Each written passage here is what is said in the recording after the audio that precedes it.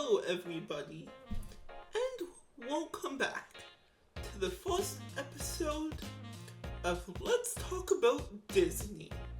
This is a new series I'm trying where I will be going through and telling some of my favorite stories about Disney.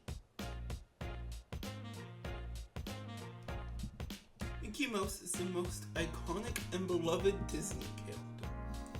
But how did he get there? Well, the story starts in 1927 when Walt Disney was in a rough place on the edge of bankruptcy and had to give up his four-star character, Oswald the Lucky Rabbit, to Universal Studios. He still had the three Oswald shorts in his contract agreement, but time was running out to create a new character. The story goes, Walt was on a train from New York to California when he created the character we all know to be Mickey Mouse. But that wasn't the case. It was just a story that was repeated so many times that it had grown into a legend. The truth is, Mickey wasn't born on the train. He was developed later by Iwerks, who was tasked with designing Mickey, and Walt would be the one to voice him. Iwerks did a lot of different drawings, but mostly animals felt played out. They soon decided on a mouse after Walt was inspired by a newspaper drawing. Walt drew a rough picture and Iwerks continued the idea from there. For their first short film, they took inspiration from Charles Lindbergh, the first person to fly across the Atlantic. The story would be called Plane Crazy and was about Mickey trying to impress Minnie Mouse by taking her for a ride in her plane. This was an interesting production since most of the team was still working on the three Oswald shorts. The only problem was Walt couldn't trust anyone to not take the rights from him.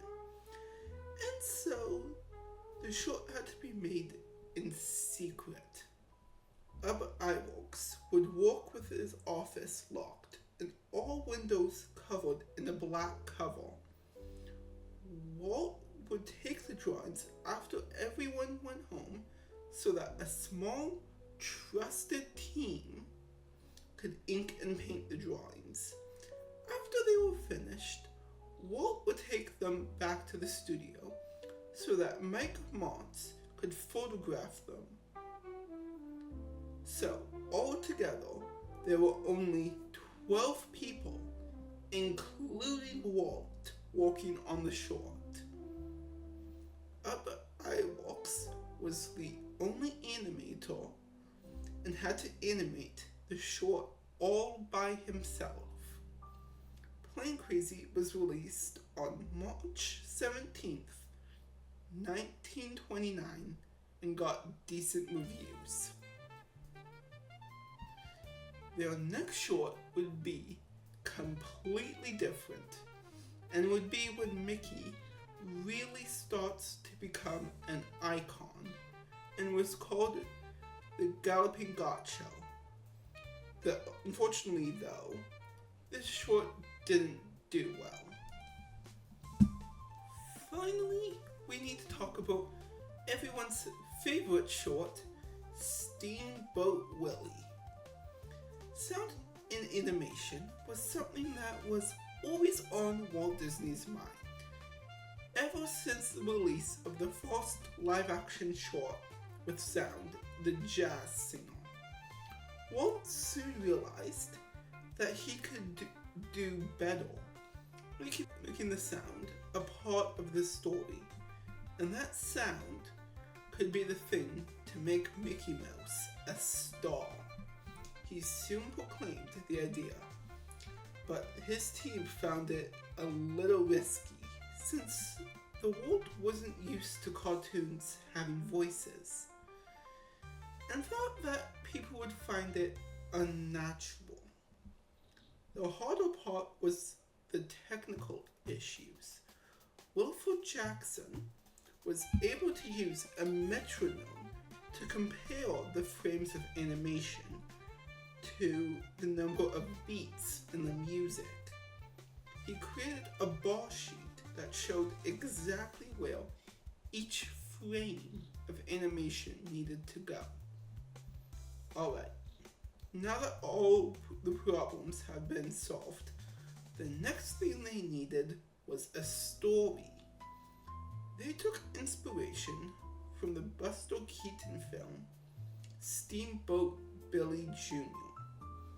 Walt really wanted to know if people were interested in sound in the cartoon, so he had one portion of the movie completely finished. This part was the iconic Disney animation intro. The test was a huge success. Everyone was mesmerized. The short was finished 4 weeks later, except for the sound. The crew had no way to put the sound on the film. Walt met with a variety of companies to help, but they all offered the same thing: to put the sound on a record and play it separately. But Walt didn't like this solution. If they started the record a smidge too late, it would throw everything else off. After a while, Walt found someone to do the sound the right way. That person was Carl Edward. At the time, it was impossible to import the sound one at a time, and so they had to play all the sounds in one take. The recording session was a failure. Edward had ignored Walt's advice on how to record the sound. He simply believed he could just conduct the music around the action, but was unable to keep up. And by the time the film was finished, they didn't have one good take. Walt needed to pay for another recording session, but was out of money, and so was forced to sell his prize car. And this time, he would make sure that the film was up to his standards. To help the orchestra stay with the action, iWorks projected an animated bouncing ball on Edward's sheet music. Walt also cut down the sound effects team to only 2 members to reduce the amount of potential errors. They finally did it. After all those sacrifices, the short was finally released in theaters on November 18th, 1928 at the Colonial Theater in New York.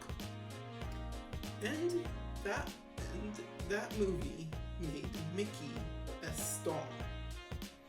And the rest was history.